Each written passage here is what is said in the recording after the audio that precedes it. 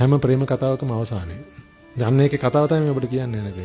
නැත්නම් අපර ප්‍රශ්නයක් තියෙන්නේ පින්වතුනි. ඇයි සිද්ධාර්ථ තවුසානෝ අරතරන් ආදරය කරපු යශෝදරාව දාලා ගියේ කියලා. පාද පරිචාරිකාවනේ පින්වතුනි. ආත්ම අත්බව කීයක් තිස්සේද? අරතරන් බුදු වුණාට පස්සේවත් දැනගන්න තිබ්බනේ මට මෙයා තමයි ඇත්තටම ආදරය කියලා මෙච්චර කාලයක්.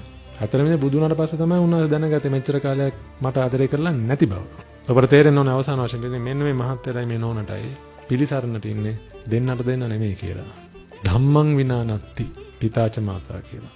ධර්මයමයි පිළිසරණට ඉන්නේ. ඒ නිසා මෙන්න මේ ස්වාමි පුරුෂයා මේ මහත්ය බිරිඳට ආදරේ නම් පුළුවන් තරම් පින්වතුනේ මෙන්න මේ ජීවිතේ දහමට ලං කරලා දෙන්න. මේ නෝන මේ මහත්යට ආදරේ නම් පුළුවන් තරම් පින්වතුනේ මේ ජීවිතේ දහමට ලං කරලා දෙන්න. ඔන්නෝක ඇත්තම ආදරය කරන දෙන්නේ කරන්න දෙන්නට. එතනින් පස්සේ කරන ඒ හැරෙන්න කරන හැම ආදරයක්ම පින්වතුනේ බොහොම ලෞකිකයි, බොහොම කෙලෙස් සහිතයි, බොහොම ආත්මార్థකාමී.